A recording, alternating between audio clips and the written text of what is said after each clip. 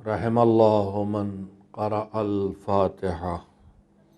بسم اللہ الرحمن الرحیم الحمد للہ رب العالمین الرحمن الرحیم مالک یوم الدین ایاک نعبد و ایاک نستعین اهدنا الصراط المستقیم صراط الذین انعمت علیہم غیر المغضوب علیہم ولا الضالین۔ اعوذ باللہ من الشیطان اللعین الرجیم، بسم اللہ الرحمن الرحیم، الحمد للہ رب العالمین والعاقبۃ للمتقین والجنۃ للمؤمنین والنار للملحدین، والصلاة والسلام على سید الانبیاء والمرسلین، سیدنا و نبینا و شفیعنا ابی القاسم محمد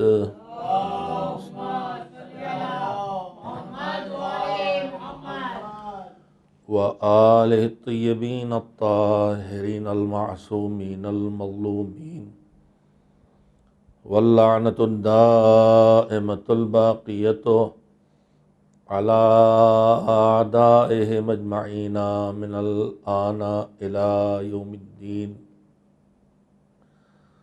اما بعد فقد قال اللہ سبحانہ وتعالی فی کتابہ المبین وہو اصدق الصادقین وقولہ الحق۔ بسم اللہ الرحمن الرحیم، ومن یطع اللہ ورسولہ ویخشى اللہ ویتقہ فاولئک هم الفائزون۔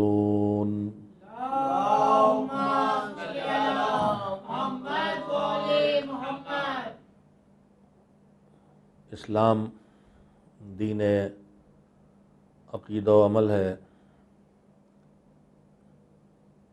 اس محور پر اس عنوان سے گفتگو کا سلسلہ جاری ہے، اور اس سلسلے میں درمیان گفتگو یہ بات سامنے آئی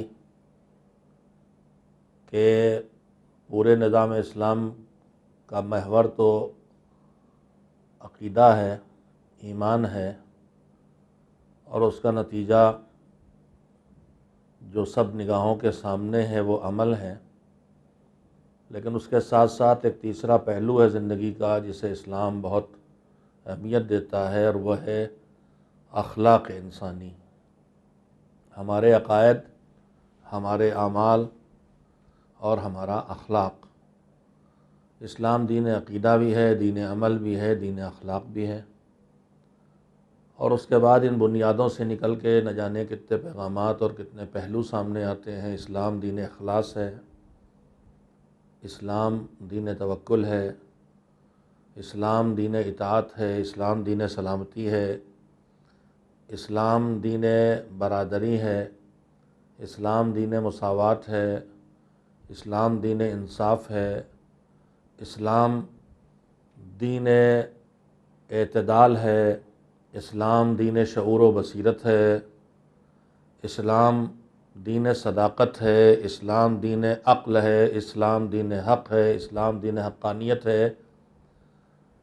آپ غور کرتے جائیے اور انہی بنیادوں سے یہ سارے پہلو نکلتے آئیں گے۔ اسلام ظلم و ستم کا دین نہیں، اسلام کسی کے حق کے مارنے کی اجازت نہیں دیتا، اسلام کسی کا دل دکھانے کو تیار نہیں، اسلام کمزوروں کی مدد کے لیے آیا ہے، مظلوموں کی حمایت کے لیے آیا ہے، ظالم کا ساتھ نہیں دیتا، اور ظالم کا ساتھ دینے کا حکم اسلام میں دیا گیا ہے تو اس کے ظلم میں شامل ہونا نہیں ہے، اسے ظلم سے روک دینا ہے۔ اسلام میں جبر نہیں ہے، اسلام میں استبداد نہیں ہے، اسلام میں خودسری نہیں ہے، اسلام میں سرکشی نہیں ہے، اسلام میں غرور نہیں ہے، اسلام میں تکبر نہیں ہے، اسلام میں اذیت نہیں ہے، اسلام میں اہانت نہیں ہے، اسلام میں بدگمانی نہیں ہے، اسلام میں تضلیل نہیں ہے، اسلام میں سازش نہیں ہے، اسلام میں نفاق نہیں ہے، اسلام میں جہالت نہیں ہے، اسلام میں تاریکی نہیں ہے، اسلام میں بدکاری نہیں ہے، 2 فہرستیں ہیں میں جو روز گناتا ہوں، اور کچھ بدلتا ہے، کچھ نیا آتا ہے، اور میرا ایک دعویٰ ہے اور ایک انکار ہے، اسلام میں کیا ہے اور اسلام میں کیا نہیں ہے۔ اور میں نے عرض کیا ہے کہ میرے ہر گفتگو میں جو میں دعوے کر رہا ہوں اس کا ثبوت میرے پاس ہے، نظام اسلام سے، تاریخ سیرت ہدات اسلام سے، اسلام کے ہادیوں کی سیرت سے، روایات سے، احادیث سے، آیات سے۔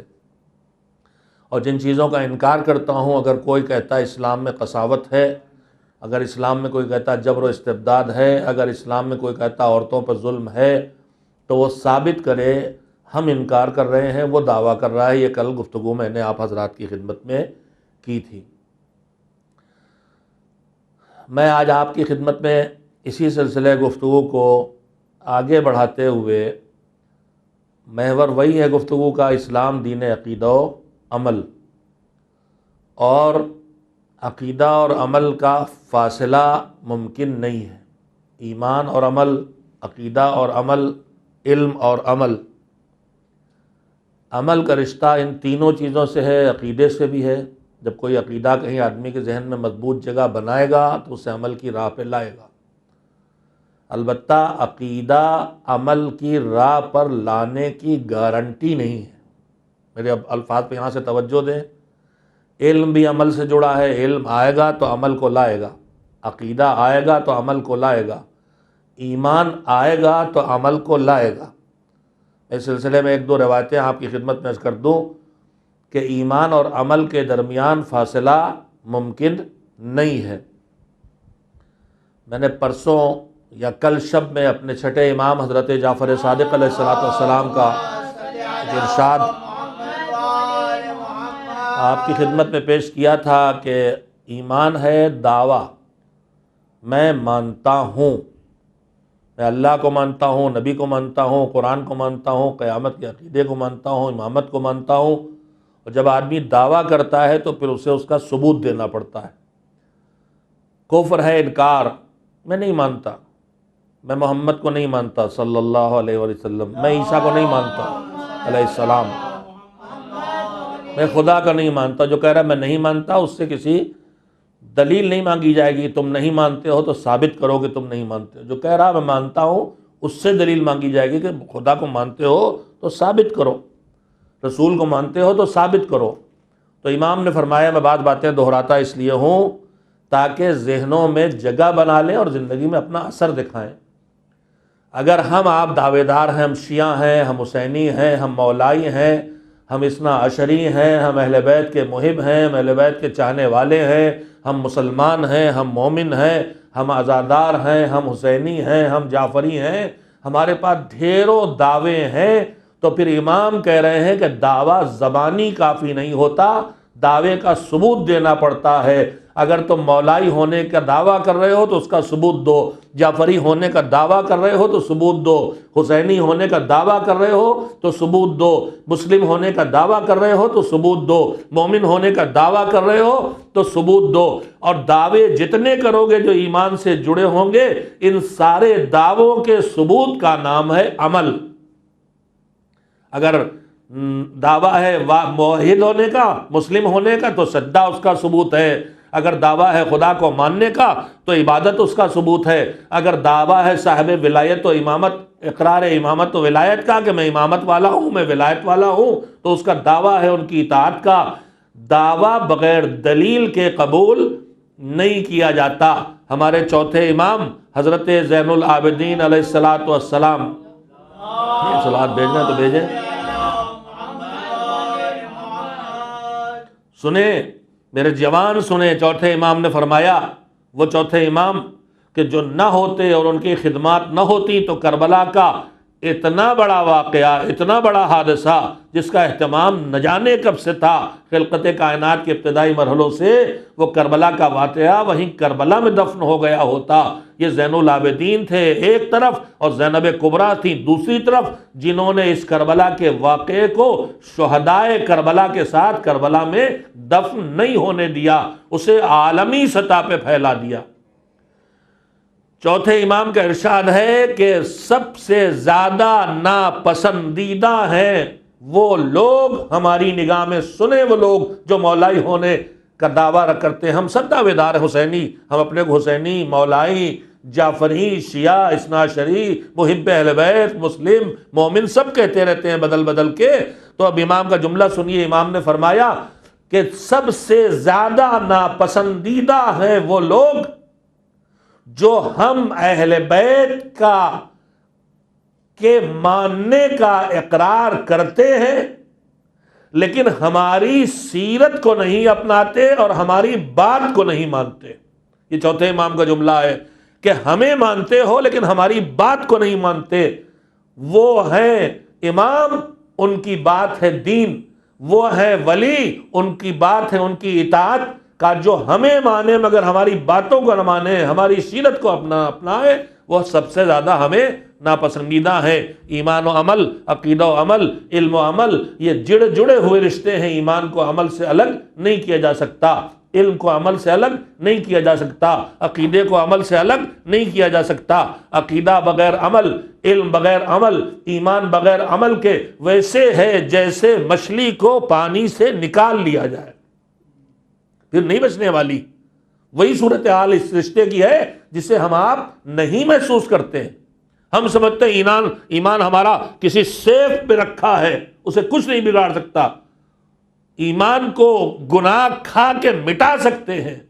ایمان، علم اور عقیدہ تینوں ضرورت مند ہیں عمل کے، اور ایمان کو عمل سے الگ نہیں کیا جا سکتا۔ ہمارے مولا امیر المومنین حضرت علی بن ابی طالب علیہ السلام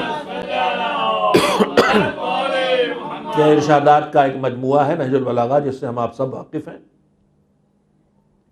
اس کے علاوہ آپ کے کلمات قصار، جو نہج البلاغہ میں بھی آپ کے چھوٹے چھوٹے سینٹنس، جملے ہیں جو بہت ہی کم الفاظ میں بڑے بڑے پیغامات اس میں چھپے ہوئے ہیں۔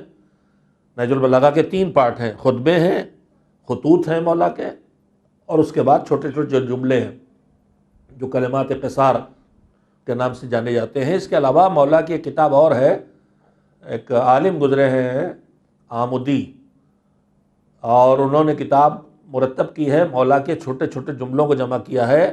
اس کا نام رکھا ہے درر الکلم و غرر الحکم، کلمات کے موتی اور حکمتوں کی روشنیاں اور بلندیاں۔ اور اس میں کلمات مولا جمع کی ہیں۔ اس میں ایک جملہ ہے، برسوں پہلے نظر سے گزرا تھا، آج غور کرتے ہوئے یاد آ گیا، میں چاہے مومنین کو سنا دوں، سننے پہ راضی ہو چاہے راضی نہ ہو، صلوات تو بھیج ہی دیجیے۔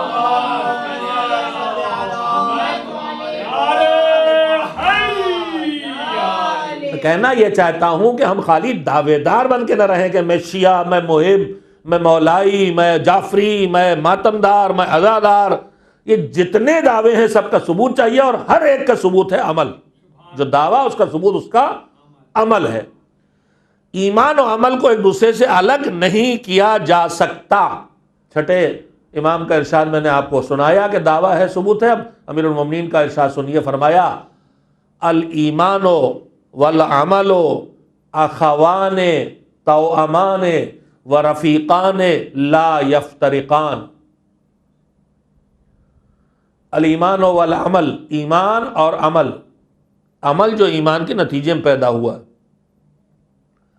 اخوان، 2 بھائی ہیں۔ اخ واحد ہے، اخوان اس کا انگلش میں تثنیہ، اردو میں تثنیہ نہیں ہوتا، عربی میں 3 ہوتے ہیں، ایک سنگولر اور ایک پلورل سے پہلے، بیچ میں تثنیہ، واحد تثنیہ جمع۔ ایک کے لیے عربی میں الگ لفظ ہے، 2 کے لیے الگ لفظ ہے، اور 3 اور اس سے زیادہ کے لیے الگ ہے، وہ جمع کہلاتا ہے۔ اخوان 2 بھائی، الایمان والعمل 2 بھائی ہیں، لیکن کون سے بھائی؟ ایک لفظ اس میں بڑھایا مولا نے، خالی 2 بھائی نہیں کہا، توامان، جڑواں، اور پھر فرمایا ورفیقان، اور ایمان اور عمل 2 دوست ہیں، مگر دوست کون سے؟ دنیا بھر کا ہر دوست نہیں، لا یفترقان، ایسے 2 دوست جو ایک دوسرے سے الگ نہیں ہوتے۔ صاحب نہج البلاغہ کا جملہ ہے، ہم آپ بچپن سے سنتے ہیں کہ قرآن کریم کے بعد عظمتوں میں بلاغت کا اعلیٰ ترین معیار نہج البلاغہ ہے، یعنی ان کی گفتگو میں نہ کوئی ایک لفظ فاضل آئے گا، نہ کوئی لفظ کہیں کم رہ جائے گا، جتنے الفاظ درکار ہیں اتنے ہی الفاظ استعمال ہوں گے۔ تو جو بات مولا نے یہاں کہی ہے، دونوں جگہ ایک لفظ بڑھایا، کیا یہ کہتے تو ہم نہ سمجھ پاتے کہ ایمان اور عمل دو بھائی ہیں اور دو دوست ہیں، دونوں جگہ ایک ایک لفظ بڑھا دیا۔ اخوان دو بھائی ہیں مگر دونوں بھائی کون سے؟ جڑواں والے۔ اور دو دوست ہیں، دونوں بھائی کون سے؟ دونوں دوست کون سے؟ ایک دوسرے سے الگ نہ ہونے والے۔ بھائی بہن ہم جانتے ہیں جڑواں بھی ہوتے ہیں، چھوٹے بڑے پیدا ہوتے ہیں، جڑواں میں ایک آتا ہے دوسرا آتا ہے۔ دوست وہ بھی ہوتے ہیں جو زندگی بھر دوستی چلتی ہے، اور دوست وہ بھی ہوتے ہیں جن کی زندگی میں دوستیاں نہیں چلتی، ٹوٹ جاتی ہیں۔ تو دوستیوں کی دو قسمیں ہیں، زندگی بھر دوستی چلنے والی دوستی اور ٹوٹ جانے والی دوستی۔ بھائی بھی دو طرح کے ہوتے ہیں، الگ الگ پیدا ہونے والے، ساتھ پیدا ہونے والے۔ مولا نے دو لفظ بڑھائے کہ اگر آپ ذرا سے غور کریں تو ایک پیغام سامنے آئے گا جو مولا ان دو لفظوں کے ذریعے بھیجنا چاہتے ہیں۔ دیکھیے ہر چیز کے دو کنارے ہیں، ایک ہے ایک آغاز شروع ہونا، اور ایک ہے اختتام خاتمہ ختم ہونا۔ میری زندگی شروع ہوئی، میری زندگی دنیا میں ختم ہوگی، ہمیشہ کی نہیں ختم ہوگی، دنیا میں ختم ہوگی۔ مجلس شروع ہوئی، مجلس ختم ہوگی۔ اب ایمان اور عمل کا رشتہ پہچانوانے کے لیے مولا نے دو مثالیں دیں، بلا ضرورت نہیں دی ہیں۔ ایک مثال دی بھائی کی، ایک مثال دی دوست کی۔ بھائی کی مثال کیا بتا رہی ہے؟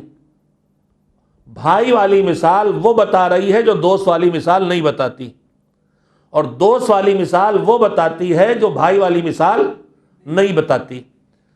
امام نے کہا ایمان اور عمل دو بھائی ہیں، تو بھائی ساتھ ساتھ ہوتے ہیں، بھائیوں محبت ہوتی، بھائی دوسرے سے الگ نہیں ہوتے، سب کچھ ہے، لیکن بھائی بالعموم ایک پہلے آتا ہے ایک بعد میں۔ اب بھائی ہیں تو بھائی رہیں گے، اب ان کا بھائی ہونا ختم نہیں ہو سکتا، لڑ جائیں بھڑ جائیں کچھ کر ڈالیں، مگر یہ نہیں کہ لڑ گئے لہذا بھائی نہیں رہے، بھائی تو رہیں گے۔ لیکن اگر دوست لڑ جائیں آپس میں تو دوست نہیں رہ جاتے، دشمن ہو جاتے۔ بھائی اللہ کا بنایا رشتہ ہے، یہ ٹوٹنے والا نہیں ہے، بھائی بھائی رہے گا، چاہے لڑے چاہے بھڑے چاہے مار کاٹ کرے کچھ کرے، اور کرے گا تو جہنم جائے گا، جو کرے گا وہ جہنم جائے گا، اور دونوں کریں گا اللہ کہے گا دونوں تم جہنم واصل ہو، مجھ سے مطلب نہیں۔ میں جملوں کو بار بار دہراتا ہوں اور دہراتا رہوں جب تک ہمارے معاشرے میں ایک دوسرے کو چھوڑ دینے کی بیماری چلتی رہے گا۔ بہت جلدی ایک دوسرے کو چھوڑ دیتے ہیں، ہم نے ان کو چھوڑ دیا، بہن نے بہن کو، بھائی نے بھائی کو، رشتوں نے رشتوں کو بہت جلدی چھوڑ دیتے ہیں۔ رسول اللہ صلی اللہ علیہ وسلم کی خدمت میں ایک شخص آیا، اپنے چچا زاد بھائی کی شکایت کی، دسیوں بار میں پڑھ چکا ہوں اور پڑھتا رہوں گا جب تک معاشرے سے مصیبت نہیں ختم ہوگی، ایک رشتوں کو توڑنے کی، رشتوں کو چھوڑنے کی مصیبت۔ ہم رشتوں کو چھوڑ کے جانتے ہیں کیا مصیبت بول لیتے ہیں۔ رسول اللہ خدمت میں آج چچا بھائی کی شکایت کی اور کہا کہ میں بہت جوڑ کے رکھا، بہت جوڑ کے رکھتا، مانتے ہی نہیں۔ میں نے بھی اب طے کر لیا۔ رسول اللہ نے کیا طے کیا ہے؟ کہا جیسے انہوں نے ہم کو چھوڑا ہے ویسے ہم ان کو چھوڑیں گے۔ تو حضور نے فرمایا اذن یرفضکم اللہ جمیعا، تم بھی ان کو چھوڑو گے، وہ تو پہلے ہی تمہیں چھوڑ چکے، تم بھی ان کو چھوڑو گے تو اللہ تم سب کو چھوڑ دے گا۔ تو میں اپنی بہنوں سے جو چھوڑنے کے ایکسپرٹ ہیں اور چھوڑانے کے ایکسپرٹ ہیں ان سے کہنا چاہوں گا، نہ اپنی بہنوں کو چھوڑیے اور بھائیوں کو، اور نہ اپنے شوہر کے بھائی بہنوں اور ماں باپ کو چھوڑوائیے، جوڑے رکھیے تاکہ اللہ سے جڑی رہیے۔ آپ انہیں چھوڑوائیں گے اللہ آپ کو چھوڑے گا، آپ انہیں توڑیں گے اللہ آپ کو توڑے گا۔ آپ کا توڑا جڑ سکتا ہے، اللہ کا توڑا پھر جڑ نہیں سکتا ہے۔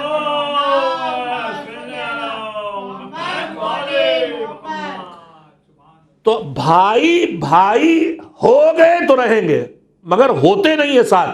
عام طور پر ایک بھائی پیدا ہوتا ہے، سال 2 سال 3 سال 4 سال کے بعد دوسرا بھائی پیدا ہوتا ہے۔ تو اگر حضور امام یہ کہتے کہ ایمان اور عمل دو بھائی ہیں تو ہم کہتے ٹھیک تو ہے، ایمان آئے گا 10-20 سال کے بعد، 2-4 سال کے بعد عمل بھی کریں گے۔ ابھی بس اللہ ایک کہیں گے، نماز 4 سال بعد پڑھیں گے۔ ابھی کہیں گے اللہ ہے، نماز روزہ 10 سال بعد رکھیں گے، حج 5 سال بعد کریں گے، اس لیے کہ بھائی کا ہے نا، تو بھائی ساتھ تھوڑی پیدا ہوتے۔ امام نے فوراً سمجھایا نہیں، جیسے جڑواں بھائی ساتھ پیدا ہوتے ہیں ویسے ہی ایمان اور عمل جڑواں بھائی ہیں۔ ایمان آئے گا تو بغیر عمل کے نہیں آئے گا، یعنی آغاز ہوگا تو ساتھ ساتھ ہوگا۔ ہم نے کہا اچھا ٹھیک ہے، جڑواں بھائی ساتھ پیدا ہو یہ تو ہے ضروری، مگر ساتھ مرے یہ تو ضروری نہیں۔ ایک جڑواں بھائی مر جاتا ہے، ایک بڑواں بھائی جڑواں بھائی رہتا ہے، امام نے اس کا بھی تدارک کر دیا کہ آغاز کے لیے جڑواں بھائی ساتھ آئیں گے، اختتام کے لیے رفیقان ایسے دو دوست ہیں جو لا یفترقان، ایسے دو جو ایک دوسرے سے جدا نہیں ہوں گے۔ تو دونوں جملوں کا نتیجہ نکلا کہ مولا یہ کہہ رہے ہیں کہ ایمان آئے گا تو عمل کو لائے گا، ایمان رہے گا تو عمل ساتھ رہے گا۔ اگر ایمان کا دعویٰ ہے اور عمل نہیں ہے تو سمجھ لو یہ دعویٰ ہے مگر حقیقت نہیں ہے۔ صلوات بھیجے محمد و آل محمد۔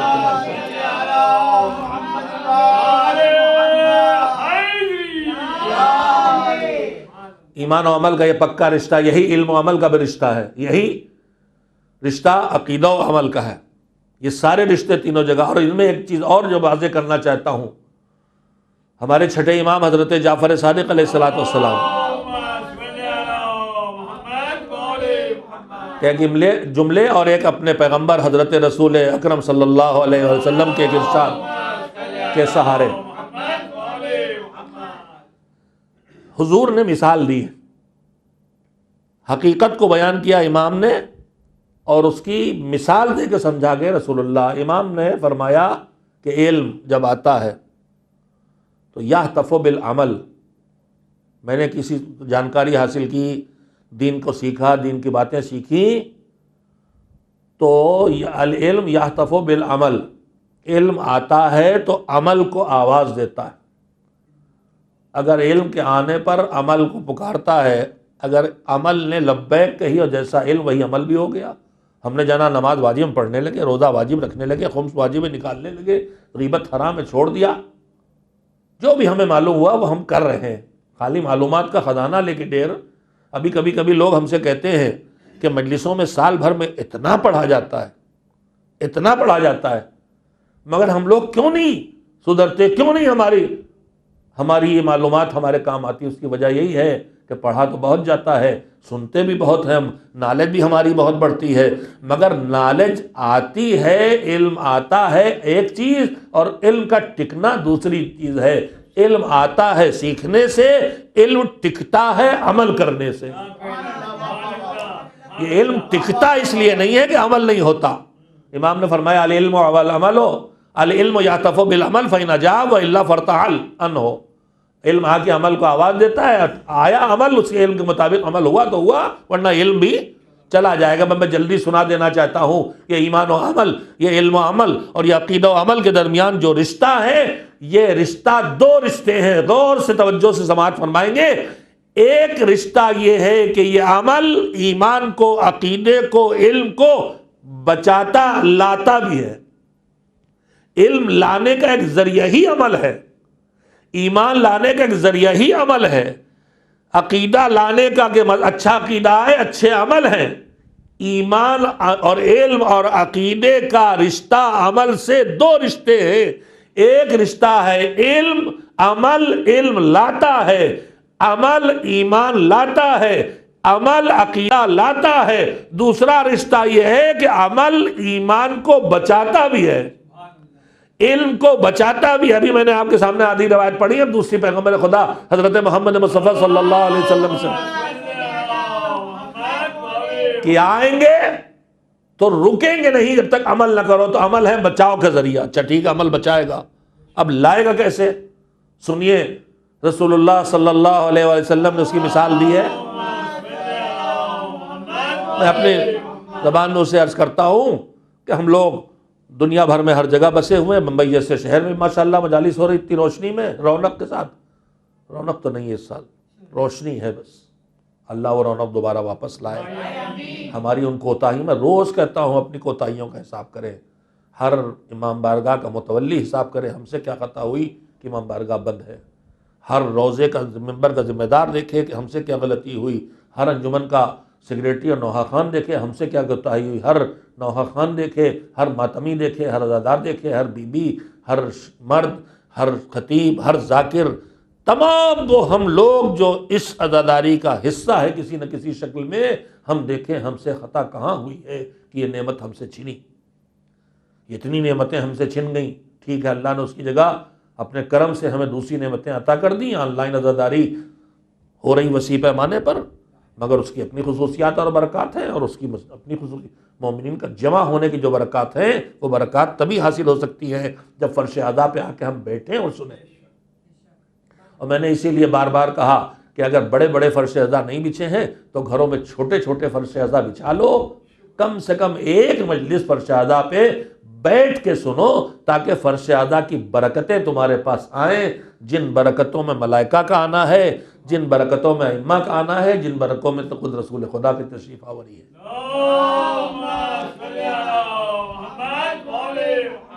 لیکن ہر جگہ مومنین ہیں، اس وقت بھی علماء خطبہ ذاکرین دنیا بھر میں پھیلے ہوئے ہیں۔ ہمارے یو پی میں بجلی بار بار جاتی ہے، اندھیرا ہو جاتا ہے، اب گھوپ اندھیرا ہو گیا، بجلی چلی گئی، ہمیں کام ہے کچھ، ہم اپنے کمرے دوسرے کمرے میں نکل کے جا رہے ہیں، بارش کا موسم ہے، ابھی آندھی بھی آئی ہے، ادھر سے کچھ ٹوٹ کے گرا، ادھر سے کچھ ٹوٹ کے گرا، اتفاق سے پڑوسی کے یہاں مجھے جانا ہے، کوئی ضروری کام ہے، اب پتہ نہیں ہے جو گملے رکھے تھے گھروں پہ ان میں کوئی گرا ہوگا، کوئی درخت کوئی ٹوٹا ہوگا، کوئی شاخ ٹوٹی ہوگی، کوئی بجلی کا تار ٹوٹا ہوگا، راستہ نہیں معلوم، اندھیرا پھیلا ہوا۔ ہم نے ہاتھ میں نکالا اپنا موبائل، اس کی لائٹ جلائی، اب جو لائٹ جلائی تو موبائل کے لائٹ کے دائرے میں ایک راستہ مجھے دکھائی دینے لگا، اس راستے پہ میں نے دیکھ لیا کہاں پہ تار ہے، کہاں پہ لکڑی ہے، کہاں پتھر ہے، کہاں صحیح ہے، کہاں کیچڑ، کہاں پانی، کہاں ٹھیک ہے، لیکن اس کے آگے پھر اندھیرا ہے،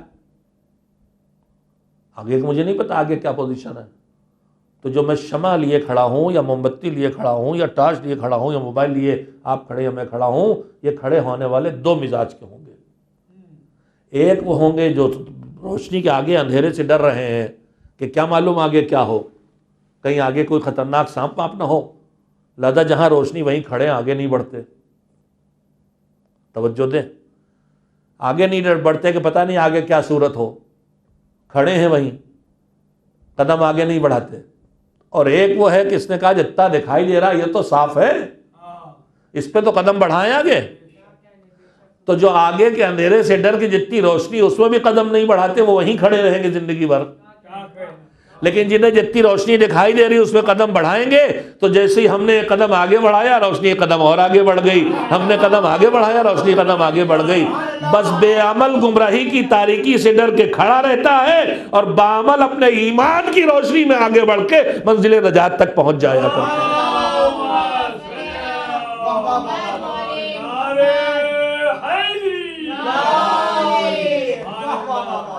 اور بے عمل ہو کے بیٹھنا مزاج کس کا ہے؟ آپ جیسے مجلسی مجمع کو اشارے کافی ہیں، جب نکالا گیا تھا مردود اپنی حرکتوں کی وجہ سے جنت سے، کون مردود؟ مردود اول، یہ اور بات ہے کہ اس کے بعد اس نے اپنے سے بڑے مردود کھڑے کر دیے، مگر اپنے زمانے کا بڑا وہی تھا۔ ایسا اکثر ہوتا ہے کہ شاگرد استادوں سے آگے نکل جاتے ہیں، یہ کوئی شرط تھوڑی ہے کہ اب شاگرد استاد سے قابل نہ ہو، پوری دنیا شاگرد ہے، لیکن ہو سکتا ہے شیطان بھی کہے ارے بھائی یہ تو مجھ سے بڑا شیطان ہے، اور یہ شیطان جو ہے انسانوں میں بھی ہوتے ہیں جنوں میں بھی ہوتے ہیں، اور ان شیطانوں کے لیے ضروری نہیں ہے کہ خالی جنت کے کناروں پہ ہیں، یہ جہنمی علاقوں میں بھی ہو سکتے ہیں، یہ ہر زمین پہ ہر خط پر ہر جغرافیہ میں انسانوں کی شکل میں بھی ہوتے ہیں جنوں کی شکل میں بھی ہوتے ہیں۔ اسی لیے ہم سے کہا گیا ہے کہ پناہ مانگو، قل اعوذ برب الناس ملک الناس الہ الناس من شر الوسواس الخناس الذی یوسوس فی صدور الناس من الجنۃ والناس۔ یہ جو شیطان فتنے پھیلانے والے، یہ شیطان جو نیکی کے کام پر اپنی چالاکیاں چلانے والے، یہ شیطان جو ظاہری طور پر غم حسین کا حوالہ دے کے قوم کو جھگڑا کھڑا کرنے والے، نہ جانے کتنے شیطان جو طرف طرف چھپے ہوئے ہیں۔ ابھی میں نے کل ہی ایک بہت قیمتی بات پڑھی، مجھے یاد آ گئی، صلوات بھیجے تو آپ کی خدمت میں۔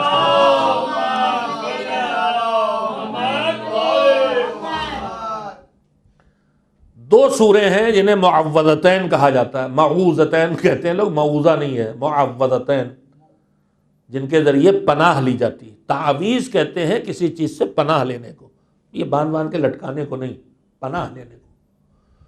ایک ہے قل اعوذ برب الناس اور ایک ہے قل اعوذ برب الفلق، دونوں کی تلاوت کیجئے۔ بسم اللہ الرحمن الرحیم، قل اعوذ برب الفلق من شر ما خلق ومن شر النفاثات فی قل اعوذ بالفلق من شر ما خلق ومن شر غاسق اذا وقب ومن شر النفاثات فی العقد ومن شر حاسد اذا حسد.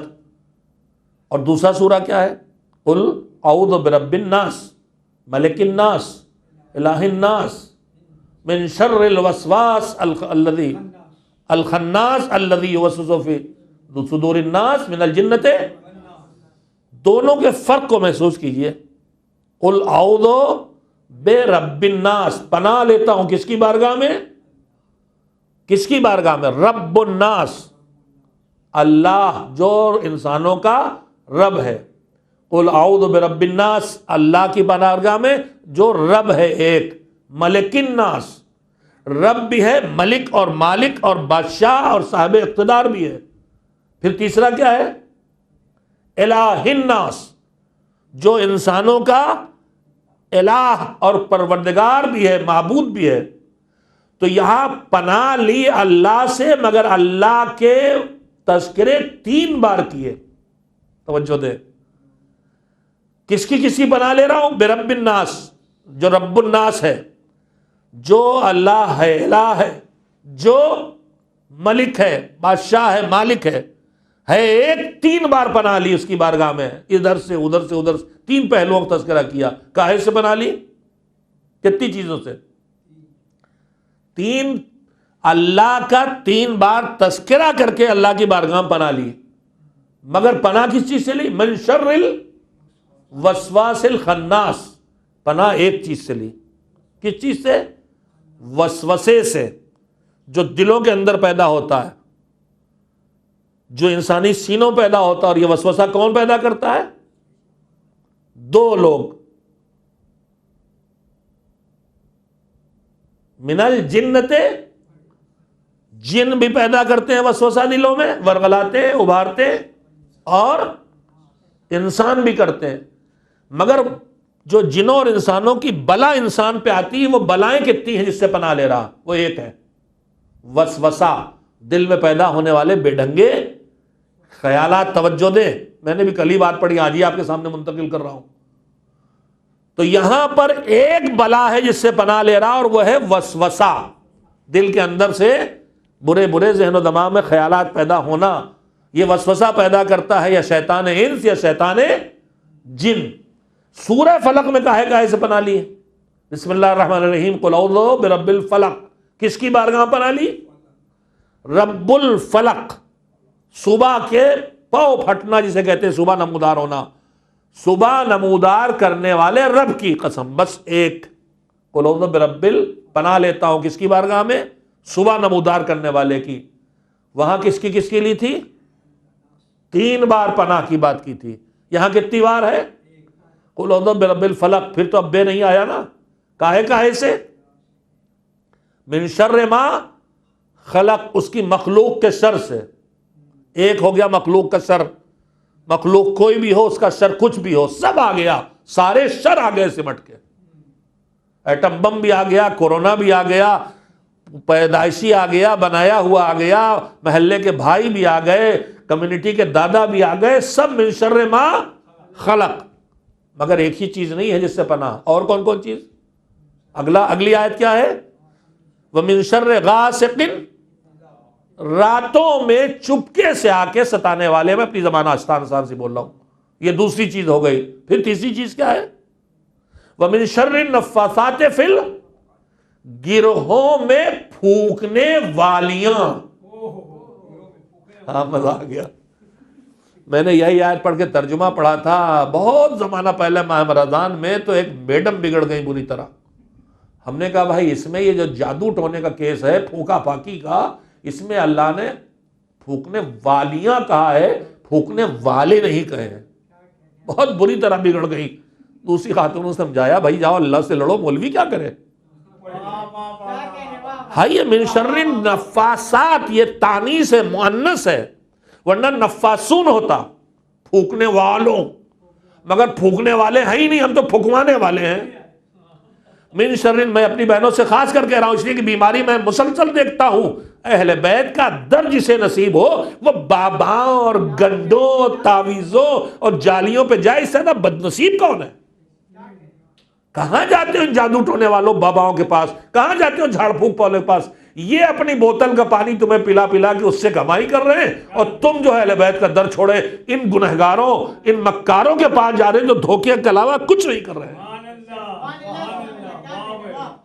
ان کے پاس جاؤ جن کو لبوں کو حرکت بھی نہیں دینا پڑتی، خالی انگلی کا اشارہ کرتے ہیں تو مٹی کی دیوار سونے کی ہو جاتی ہے۔ یہ پھونکنے والیوں کی بات آ گئی تو میں تھوڑا اپنی بہنوں سے کہہ ہی لوں، تم کہاں جاتی ہو ان گنڈے تعویذ والوں کے پیچھے، ان اعمال بتانے والوں کے پیچھے؟ ان میں کہاں وہ طاقت ہے کہ تم اگر یہ سدھار سکتے تو خود سدھرے ہوتے۔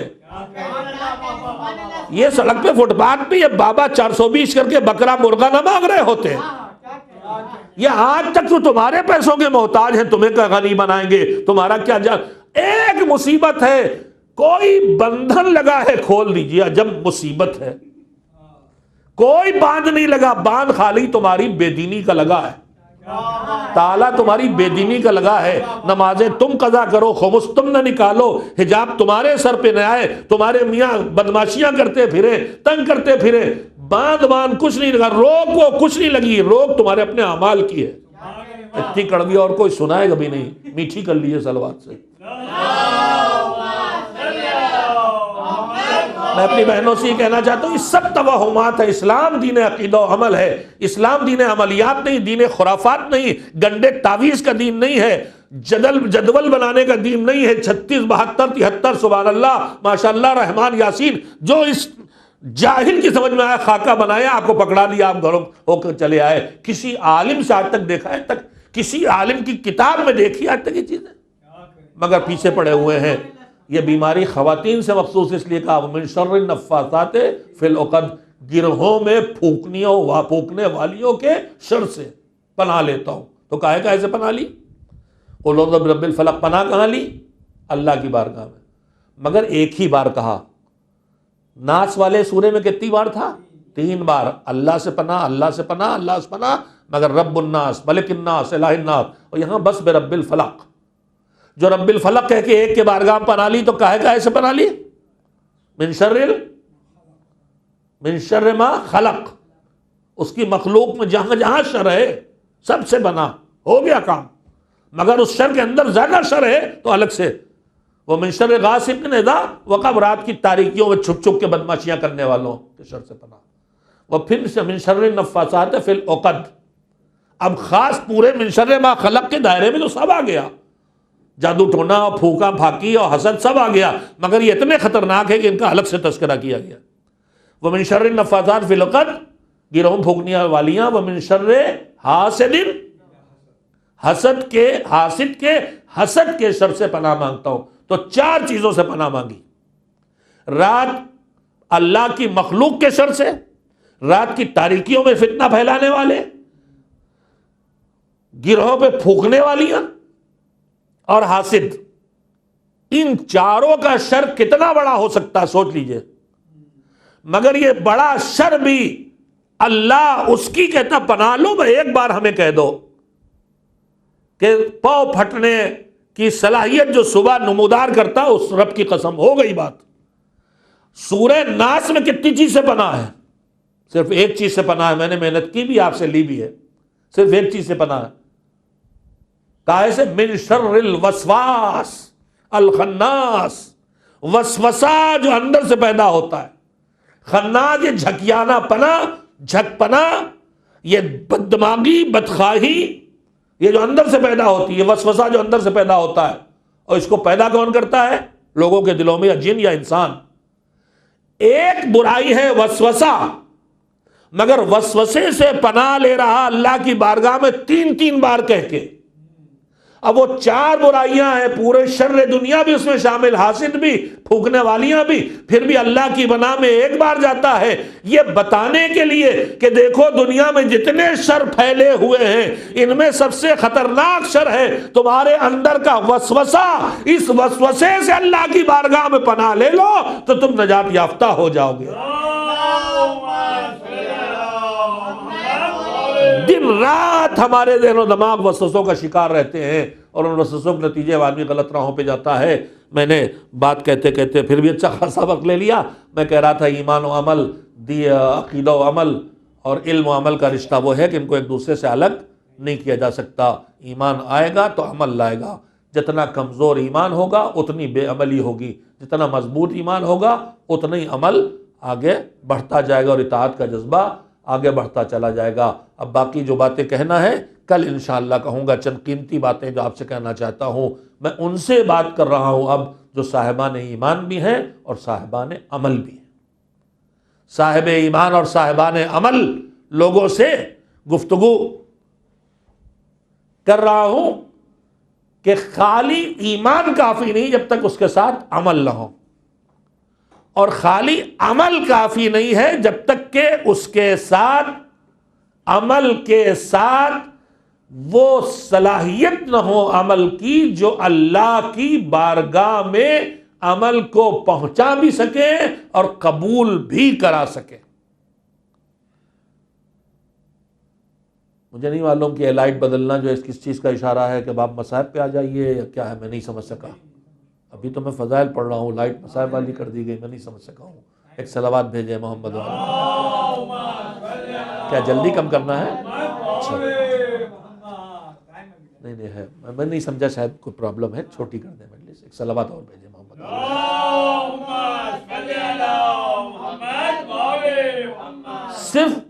صرف ایمان کافی نہیں، عمل ضروری ہے، مگر صرف عمل کافی نہیں۔ ہم اب میری گفتگو کل سے ان سے ہے جو باعمل قوم ہے۔ ہم آپ عزاداری کرنے بیٹھے ہیں، مجلس سن رہے ہیں، ماتم کر رہے ہیں، نوا کر رہے ہیں، یہ سب ہمارے اعمال ہیں جو عقیدہ ولایت و امامت کا نتیجہ ہے۔ مگر ان اعمال سے اگر ہم کچھ پانا چاہتے ہیں تو کیا، اور جو پانا چاہتے ہیں وہ کیسے پائیں، یہ دو باتیں ہیں جن کی طرف متوجہ کرنا چاہتا ہوں تاکہ ہماری محنتیں رائے گاں نہ جائیں۔ یہ بات میں اس لیے کہہ رہا ہوں کہ جس سے قرآن مجید میں ایک حکم صاحبان ایمان کو یہ دیا گیا ہے کہ یا ایھا الذین آمنوا قوا انفسکم واہلیکم نارا، اپنے گھر والے ایمان والوں، اپنے گھر والوں کو، اپنے آپ کو، سب کو جہنم سے بچاؤ، اپنوں کو، اپنوں کو جہنم سے بچاؤ۔ تو جیسے ہم سب کی ڈیوٹی ہے کہ ایک دوسرے کو، اور پھر یہ تو اپنوں کے لیے، فیملی کے لیے، دوسری جگہ کہہ دیا والعصر ان الانسان لفی خسر الا الذین آمنوا وعملوا الصالحات، سب گھاٹے میں ہے سوائے ان کے جو ایمان لائیں، اچھے کام کریں اور رکے نہ، ایک اپنا ایمان سنبھالیں، اپنا عمل سنواریں، رک نہ جائیں۔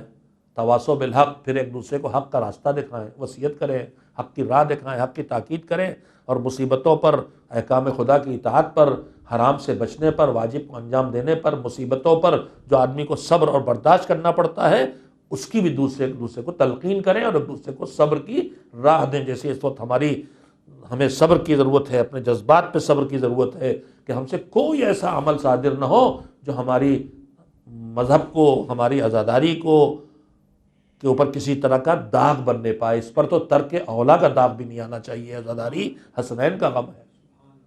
یہ کوئی ایسی چیز نہ ہے کہ عزاداری ایسا عزادار تیار کرتا ہے جو یوں جارحانہ روش اپناتا ہے، یوں جذباتی ہو کے بے قابو ہو جاتا ہے۔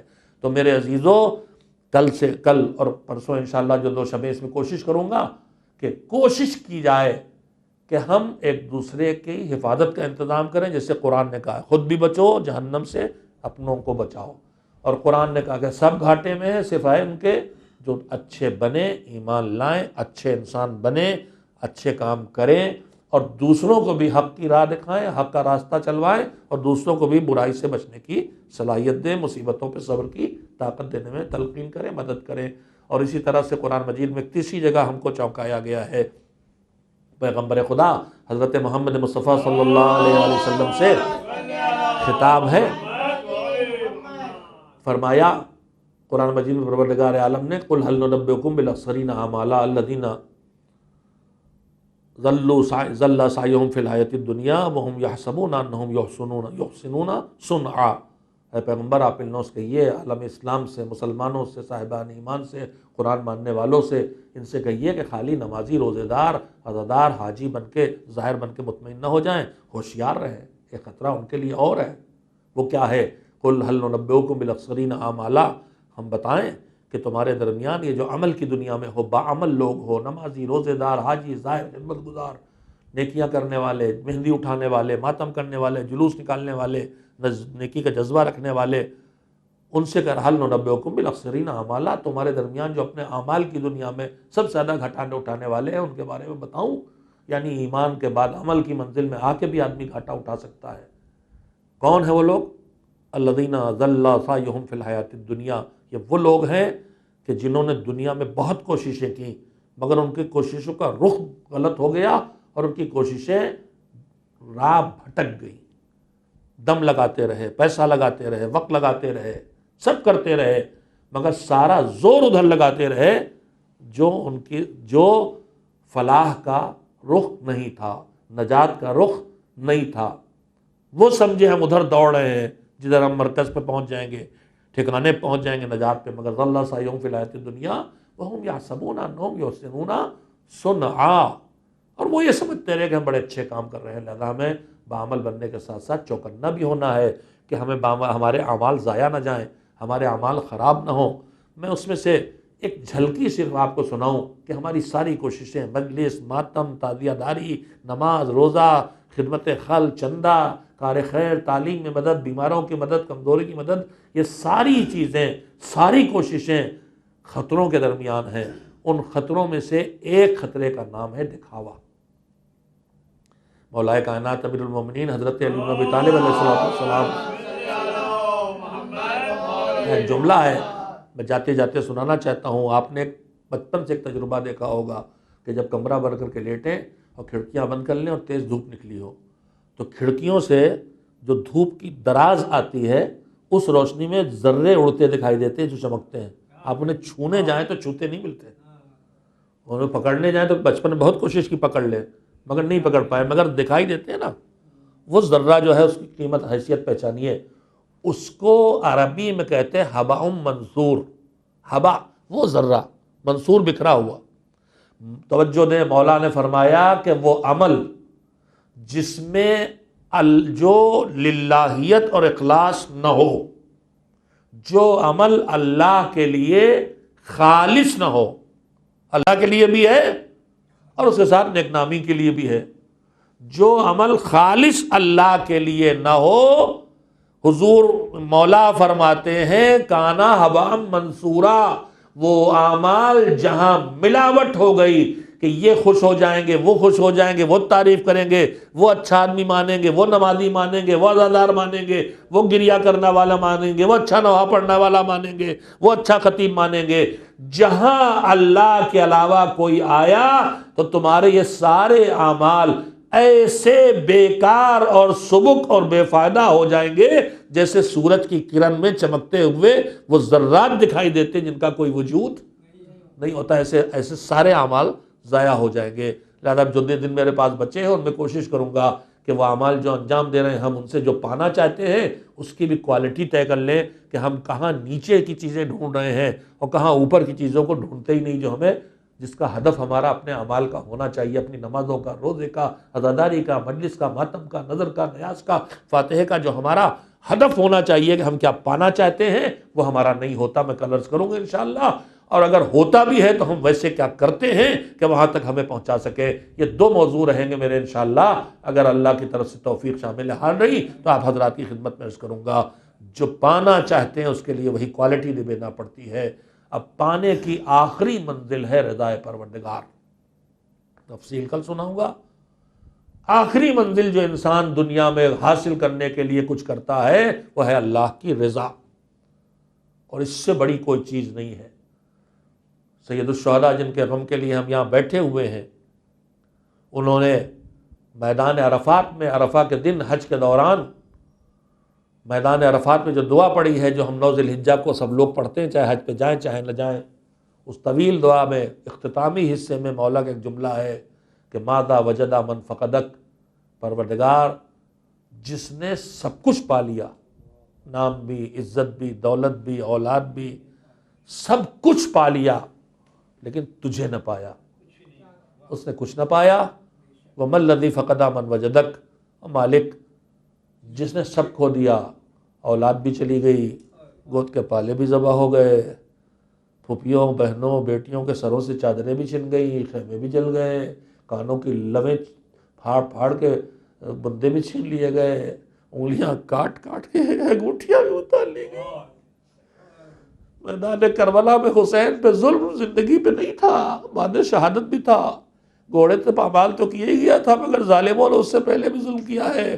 حسین کے ہاتھ میں انگوٹھی ہے، اتارنا چاہتا نہیں اتار پایا، تمہارے جلدی کے حسین کی انگلی کاٹ کے انگوٹھی اتار لی ہے، جس نے سب کچھ دے دیا، پر وہ نے کہا اس سے سب چھن گیا، گلا کٹ گیا، گھر لٹ گیا، بچے ذبح ہو گئے، سر کٹ گئے، لاشیں پامال کر دی گئی، سب چھن گیا، مگر تو مل گیا مالک، تو اس سے چھینا کیا ہے، اس نے کھویا کیا ہے؟ یہ پیغام کربلا ہے۔ سب مل جائے وہ نہ ملے تو کچھ نہ ملا، وہ مل جائے سب چھن جائے تو کچھ نہ چھنا۔ بھائی جذبے والے تھے تو پھر انہیں بے باکی تھی، ان میں جذبہ تھا دینے کا۔ ابو الفضل عباس، جن کے غم منانے کے لیے آج کی تاریخ ہمارے بزرگوں نے معین کی ہے، شاید اس لیے کہ آج پیاس کا پہلا دن گزرا ہے، آج سے عباس کی کوششیں تیز ہو جاتی ہے، بار بار جاتے ہیں حملے کر کے پانی لانے کی کوشش، مگر پانی مل نہیں پاتا ہے۔ یہ عباس کون ہے؟ یہ وہ گود کے پالے جنہیں پالا ہی گیا تھا شہادت کے لیے۔ 4 بھائی ہیں، 3 بھائی پہلے بھیجے، 3 جوان بھائیوں کی لاش پہلے عباس نے اٹھائی، تب خود میدان میں گئے ہیں۔ میں نے کہا تم بڑے بھائی ہو، چھوٹے بھائی کاندھا دیں گے، تم چلے جاؤ۔ کہا مجھے معلوم ہے میرا آقا کمر پکڑ کے میرے سرانے آئے گا، میرے آقا کو میری لاش اٹھانے تو میں نہیں دوں گا، لیکن لاش اٹھانے آنا پڑے گا۔ میں چاہتا ہوں اس درد کو جو چھوٹے بھائی کی موت سے بڑے بھائی کے دل پہ بیتتی ہے، اس درد کو میں بھی چکھ لوں۔ یہ عباس کون ہے؟ جن کا وجود اسی تمنا سے تھا کہ ایک میرے بچہ ہو جو کربلا میں کام آئے۔ علی کے دماغ میں سوال ہے، علی یہ منصوبہ کر چکے، اس کا انتظام کر چکے ہیں۔ سن 40 ہجری 21 رمضان کی صبح ہے، 21 رمضان کی صبح ہے، سن 40 ہجری ہے۔ عباس کی عمر 10-11 سال کے درمیان ہے۔ علی ٹمٹماتی ہوئی چراغ کی روشنی میں زندگی کے آخری لمحات طے کر رہے ہیں۔ زہر کا اثر اتنا پھیلا ہے پورے بدن میں کہ پورا بدن پیلا اور زرد ہے۔ تمام شہداء میں اور مولا کی شہادتوں میں جو فاصلہ ہے، ان میں ایک فرق یہ بھی ہے کہ طویل ترین درد کی مدت بظاہر مولا علی نے 3 دن کی مدت 21 رمضان سے 23 رمضان کی صبح تک سر پہ شدید زخم ہے اور بدن میں پھیلا ہوا درد ہے، اور اتنا درد ہے کہ کبھی علی پیروں کو سمیٹ لیتے ہیں، کبھی پھیلا دیتے ہیں، کبھی ہاتھوں کو سمیٹ لیتے، کبھی پھیلا دیتے، کبھی غش آ کے آنکھیں بند ہو جاتی، کبھی کھل جاتی ہیں۔ اہل حرم گھر والے گھیرے ہوئے کھڑے ہیں، بچے، بیویاں، عزیز، خادم۔ ایک مرتبہ علی نے آنکھیں کھولی، طاقت جمع کی، کہ سب کو جمع کرو، جمع ہوئے سب گھر والے۔ امام حسن کو بلایا، قریب لائے، کہا عبدالبر بابا دنیا سے جا رہا ہے، یہ کنبہ تمہارے حوالے ہے۔ پھر ایک ایک کو بلا کے امام کے حوالے کرنا شروع کیا، دیکھو ان کا خیال رکھنا، یہ تمہارا بھائی ہے، یہ تمہاری بہن ہے، سب کو ایک ایک کے حوالے امام حسن کے کیا۔ ہاتھوں میں ہاتھ دیتے جاتے ہیں، تاکید کرتے جاتے ہیں، امام ذمہ داری لیتے جاتے ہیں، سارے نام آتے جا رہے ہیں۔ اسی حجرے میں ایک گوشے میں ایک 10-11 سال کا بچہ سر جھکائے کھڑا ہے، انتظار میں کہ میرا نام بھی ابھی لیا جائے گا، مجھے بھی آقا حسن کے حوالے کیا جائے گا، مگر علی بولتے بولتے چپ ہو گئے۔ آپ سمجھے کون ہے؟ یہ ابو الفضل عباس ہے، سر جھکائے کھڑے ہیں کہ میرا نام آئے، مجھے بھی آقا کے حوالے کیا جائے۔ امام جب چپ ہو گئے، ایک مرتبہ شدت سے بے چین ہو کے جناب فاطمہ ام البنین کے پاس آئے، اماں کے ہاتھوں کو چھولا، اماں بابا نے سب کو حوالے کر دیا آقا کے، ہمیں کیسے چھوڑ کے جا رہے ہیں؟ ہم سے کیا خطا ہو گئی؟ ہم سے کیا خطا ہو گئی ہے بھئی، یوں ہی چھوڑ کے جا رہے ہیں؟ ام البنین آگے بڑھی، مولا علی کے پایتی بیٹھی، تلووں سے چادر کو ہٹایا، آنکھوں کو ملنا شروع کیا، آنکھیں کھولی، ام البنین کیا ہے؟ ہاتھ جوڑے کا آقا اس سے کیا خطا ہوئی اس غلام سے کہ آپ نے سب کو حوالے کیا ہے اور امام کے، اور اس کو یوں ہی چھوڑ کے جا رہے ہیں؟ امام نے کہا نہیں ایسی بات نہیں ہے، آواز دی حسین میرے پاس آؤ۔ جوان حسین نزدیک آئے، کم سن عباس کو بلایا، عباس نزدیک آؤ۔ عباس کے چھوٹے چھوٹے ننھے ہاتھوں کو لے کے جوان بھیا کے ہاتھوں میں دیا، سب حسن کے حوالے، یہ تمہارے حوالے، میں نہیں جانتا۔ 21 رمضان کو یہ دونوں ہاتھ بابا کے ہاتھوں میں آئے تھے۔ جب فرات کے کنارے سے آخری آواز آئی، آخری سلام، اور حسین چلے قبر کو پکڑے ہوئے مرثیہ پڑھتے ہوئے، تمہاری موت نے قبر کو توڑ دیا۔ اب جو آنکھیں چین سے سوتی تھی وہ بے چین ہوں گی، اور جو تمہارے خوف سے بے چین رہتی تھی وہ چین سے سوئیں گی۔ مرثیہ پڑھ دے، قبر پکڑے چلے، علی اکبر ساتھ ساتھ ہے۔ ایک مرتبہ گھوڑے کو اکبر نے روکا، کیا ہے؟ کہا بابا یہ ہاتھ کٹا ہوا چچا کا ہے۔ ہاتھ اٹھایا، آگے بڑھے، دوسرا ہاتھ اٹھایا۔ آپ نے کبھی سوچا عباس کا ایک ہاتھ کٹا، پھر دوسرا ہاتھ کٹا، پھر خیموں کی طرف عباس بڑھے تو عباس کی لاش پہلے کیوں نہ ملی، ہاتھ پہلے کیوں ملے؟ وجہ ایک ہی ہو سکتی ہے، جب دونوں ہاتھ کٹے مشکیزہ بچا تھا، گھوڑے کو خیموں کی طرف دوڑاتے رہے، مگر جب مشکیزہ چھن گیا تو پیروں کی طاقت سے گھوڑے کو موڑ لیا تھا، بغیر پانی کے نہ جائیں گے۔ ہاتھوں کو لے کے کلیجے سے لگا کے عباس کے سرانے پہنچے۔ شاید منظر یاد آیا ہو، کوفے کا رخ کر کے کہا ہو بابا شرمندہ ہوں، جو ہاتھ میرے حوالے کیے تھے وہ کاٹ ڈالے گئے اور میں نہ بچا سکا۔ اجرکم اللہ۔ بوڑھا بھیا جوان بھیا کے سرانے آ کے بیٹھ گیا، سر اٹھا کے گود میں رکھا، کہا بھیا کیا حال ہے؟ اللہ وہ دن کسی کو نہ دکھائے۔ بھیا کیا حال ہے؟ کہا آقا آپ امام بہتر جانتے ہیں، سر پہ گرز پڑا ہے، خون بہ کے ایک آنکھ میں بھر گیا ہے، دوسرے آنکھ میں تیر لگا ہے، آنکھ کا تیر تو دیکھنے نہیں دے گا، مگر جو خون ہے اسے صاف کر دیجئے، جاتے جاتے آپ کی زیارت کر لوں۔ اور آقا میں وعدہ کر کے آیا تھا پانی لاؤں گا، پانی نہیں لے جا سکا، میں اپنی بھتیجی سے شرمندہ ہوں، میرے لاش کو لے جائیے گا۔ ظاہراً یہ عذر تھا بہن سے بھتیجی سے شرمندہ ہونے کا، مگر عباس یہ بھی شاید چاہتے تھے کہ میرے بوڑھے بھائی کو جس کی کمر ٹوٹ گئی ہے میرا لاشا نہ اٹھانا پڑے۔ اپنی وصیت عباس سے کر لی۔ حسین نے خون پوچھا، عباس نے بھیا کے چہرے کی زیارت کی۔ بچپن سے خطبہ سے سنتے آئے ہیں، چاہے کیفیت حال ہو چاہے تحریر ہو۔ ایک مرتبہ حسین نے کہا میرے بھیا تم نے جو فرمائش کی میں نے پوری کر دی، تمہاری لاش کو آدھا کے درمیان چھوڑ کے بھی چلا جاؤں گا، تمہاری فرمائش پوری کروں گا، مگر میرے بھیا میری بھی ایک تمنا پوری کر دو۔ کہا آقا وہ تمنا کیا ہے؟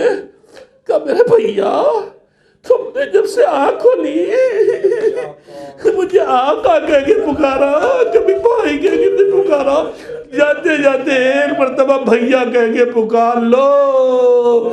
عباس کے لبوں پہ آواز آئی، خویا میرے بھیا۔ جوان نے بھائی کے گود میں دم توڑ دیا، لاش کو چھوڑا، علم لے کے آئے، بچوں نے حلقے میں لے لیا، علم آیا ہے، علمدار نہ آیا۔ وَسَيَعْلَمُ الَّذِينَ ظَلَمُوا أَيَّ مُنقَلَبٍ يَنقَلِبُونَ أَلَا لَعْنَةُ اللَّهِ عَلَى الْقَوْمِ الظَّالِمِينَ۔ ماتم حسین